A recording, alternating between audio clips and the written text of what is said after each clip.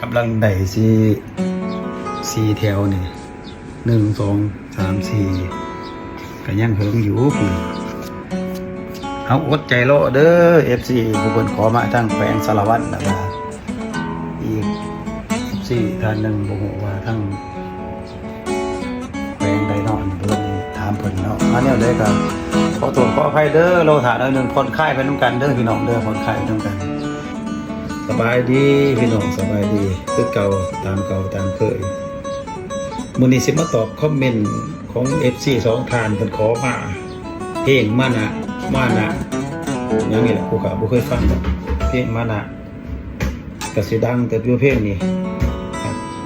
จานโอเองก็สิตกยุคเติบอยู่ดอกบ่เคยฟังก็พ่วงฟัง2วัดมานี่มานะอดทนนี่แหละประมาณนี้แหละของอาจารย์ปูพงศิษฐ์คัมภีร์ลองเบิ่งพี่น้องสิได้บ่เกิน 2-3 แถว5แถวเลยคือประมาณนี้แหละตอบคอมเมนต์เพิ่นน้อยนึงเนาะเบิ่งในนี่เพิ่นก็เล่นคอร์ด F sub M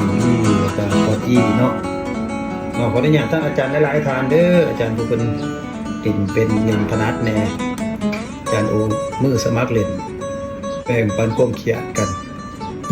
ลองเบิ่งพี่น้อง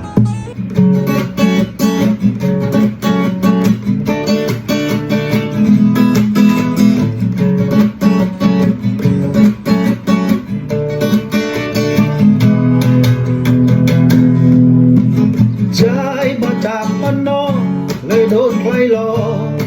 ข้าวดินบนคนควายเข้ามาอยู่ในวัดหลวงพ่อก็รักหลวงพี่ก็ไว้ใจ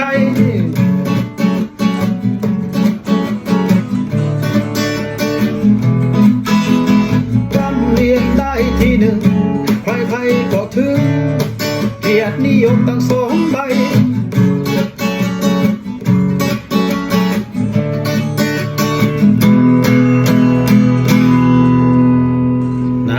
พี่น้องเลยครับเนี่ยกำลังได้2 มือกำลังได้4 แถวเพลง4 แถวเนี่ยพี่น้องนี่กำลังได้4 แถวนี่1 2 3 4ก็ยังเฮิงอยู่พุ่นเอาอดใจรอเด้อ FC ผู้คนขอมาทั้งแขวงสารวัตรแล้วก็อีกFC ท่านหนึ่งบ่ฮู้ว่าทั้งแขวงใดเนาะบ่ทันได้ถามเพิ่นเนาะอันนี้ได้ก็ขอโทษขออภัยเด้อเราถ่าหนึ่งคนไข้ไปนำกันเด้อพี่น้องเด้อคนไข้ไปนำกันอันท่านที่เพิ่นขอมาแล้วบ่ทันได้ตอบคอมเมนต์เพิ่นนั่นก็ขออนุญาตเด้อรอถ่าไป